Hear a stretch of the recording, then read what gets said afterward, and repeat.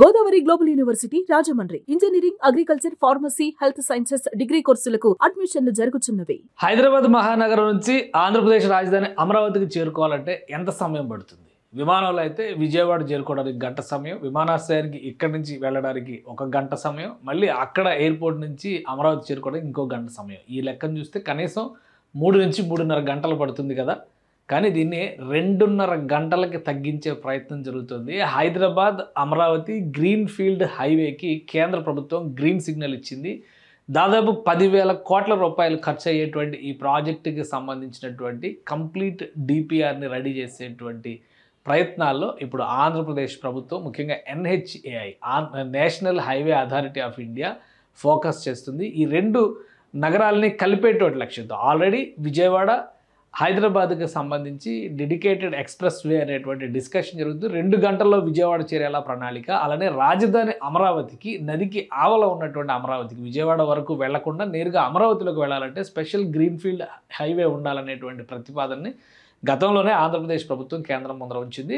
గత 5 సంవత్సరాల్లో జరిగినటువంటి 2019-24 మధ్య జరిగినటువంటి అమరావతి విచ్ఛిత్తి కార్యక్రమం, అమరావతి విచ్ఛిన్నం అయినటువంటి విధానం నేపథ్యంలో ఈ ప్రాజెక్టులన్నీ వెనక్కిపోయినాయి. ఇప్పుడు ఫైనల్గా కేంద్ర ప్రభుత్వం క్లియరెన్స్ ఇచ్చింది.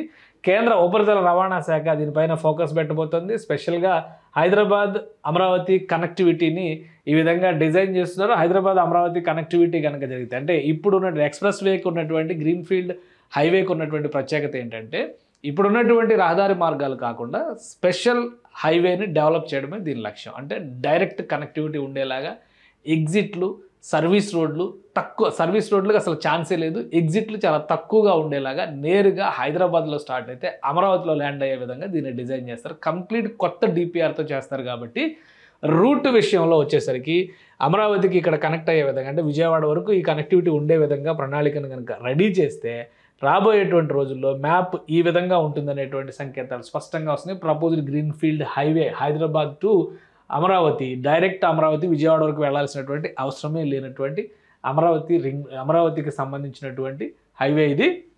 ఇక్కడ 2 విషయాలు గుర్తుపెట్టుకోవాలి. హైదరాబాద్ చుట్టూ ఔటర్ రింగ్ రోడ్ ఉంది. ఔటర్ రింగ్ రోడ్లో ప్రస్తుతం ఉన్నటువంటి ఇన్ఫర్మేషన్ ప్రకారం బండ్లగూడ ప్రాంతం నుంచి హయత్ నగరం మీదుగా వెళ్లేలాగా ఈ గ్రీన్ ఫీల్డ్ హైవేని నిర్మించాలి. ఇబ్రహీంపట్నం కూడా కనెక్ట్ అవుతుంది. ప్రస్తుతం హయత్ నగర్ ఇబ్రహీంపట్నం కనెక్ట్ అవుతూ చింతపల్లి, దేవరకొండ ఇక్కడ వరకు తెలంగాణ బోర్డర్ ఉంటుంది. ఇక్కడ ఉన్నటువంటి అటవీ ప్రాంతాల్లో నుంచి ఇది డైరెక్ట్ కనెక్టివిటీ. అంటే ఇప్పుడు ఉన్నటువంటి 2 మార్గాలు, ఒకటి విజయవాడకి డైరెక్ట్గా వెళ్ళేటువంటి, హైదరాబాద్ నుంచి విజయవాడకి వెళ్ళేటువంటి మార్గం వేరే ఒకటి ఉంది.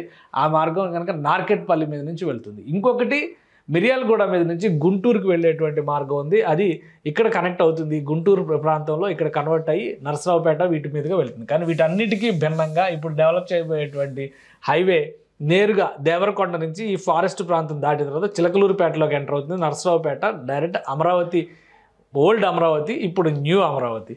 సో దీనికి కనెక్ట్ అయ్యే విధంగా ప్లాన్ చేస్తున్నారు. దాదాపు 230 నుంచి 250 కిలోమీటర్లు డిస్టెన్స్ ఉంటుందని చెప్పని ఒక అంచనా వేస్తున్నారు.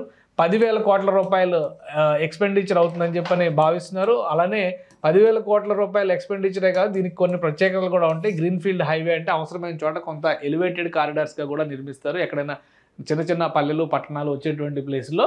సో పూర్తి స్థాయి డిపిఆర్ని రూపొందించేటువంటి బాధ్యతని నేషనల్ హైవే అథారిటీ టేకప్ చేస్తుంది. కేంద్ర ఉపరితల రవాణా శాఖ ఇప్పటికే క్లియరెన్స్ ఇచ్చింది.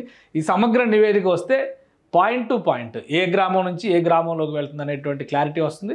డిస్టెన్స్ పైన ఒక స్పష్టత వస్తుంది. ప్రస్తుతం ఒక అంచనా అనమాట. ఎందుకంటే 230 నుంచి 250 కిలోమీటర్లు ఉంటుంది డిస్టెన్స్ అనేటువంటి ఒక అంచనా ఉంది. ఇది ఫైనల్ అవుతుంది డిపిఆర్ కంప్లీట్ అయిన తర్వాత. ఒక్కసారి డిపిఆర్ అయిన తర్వాత యాజ్ ఇట్ ఈస్గా బహుశా డిపిఆర్ పని ప్రారంభించడానికి కూడా ఈ 2025 ఎండింగ్ కల్లా ఈ పనిని మొదలుపెట్టేటువంటి అవకాశం ఉంటుంది. 2025 ఎండింగ్ కల్లా డిపిఆర్ ప్రాసెస్ అంతా కంప్లీట్ అయితే కనుక 2006లో ఈ ప్రాజెక్ట్ నిర్మాణం మొదలవుతుంది. మ్యాక్సిమం 2 ఏళ్లలో ఇది పూర్తి చేయడానికి ప్లానింగ్ రెడీ చేస్తున్నారు. అంటే 2026 నుంచి 2028 కల్లా కంప్లీట్ అయ్యేలాగా ఒక ప్రణాళికని సిద్ధం చేసుకుంటారు. అప్పటికి అమరావతి నగరం కూడా ఆవిష్కారం అయ్యేటువంటి అవకాశం ఉంటుంది.